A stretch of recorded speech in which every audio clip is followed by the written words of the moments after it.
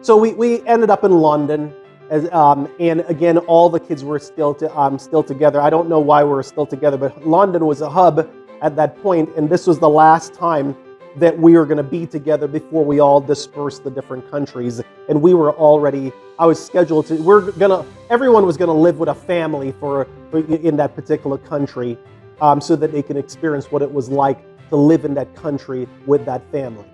And I remember we were, the first thing that was interesting was we were in downtown London somewhere at someone's home.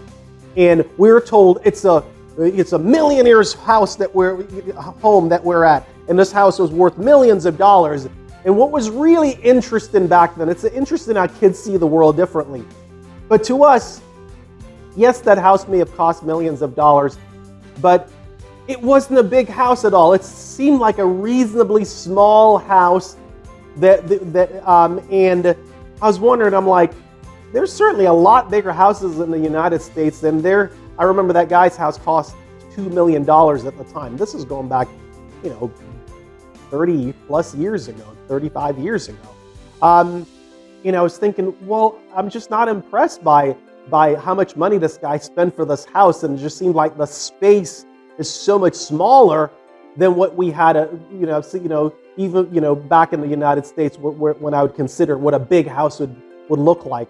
It's one of those things that's very interesting about living in the United States. Is later on, years later, when I would travel, it would be very interesting how smaller things were. Like the elevators in Spain, when I was in Spain years later, were so much smaller. It's almost like you can only get a couple of people in the elevator with your luggage, versus here in the United States, where I guess we're just bigger, so we take up more space.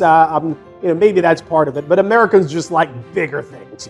And so I remember afterwards so I think we had brunch at that the $2 million house. And then we actually stayed at this hotel in the middle of downtown London. And I had steak and kidney pie. Oh my God, I was hooked on fish and chips and steak and kidney pie. I was eating fish and chips and steak and kidney pie every chance I got.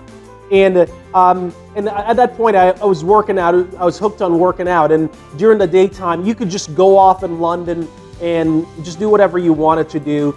And so I'd find a gym to work out. And I found this one gym, and the barbell were these round barbells, like that. Almost feel like you're going back to the 1800s. It was these round balls with a piece of steel, another round ball. I felt like I was going back 100 years in the past at that time. I guess, didn't seem like, not fitness, but lifting weights was as popular there as it was in the United States at the time. It was just, maybe it was, but didn't seem that way based on the gyms that I was visiting.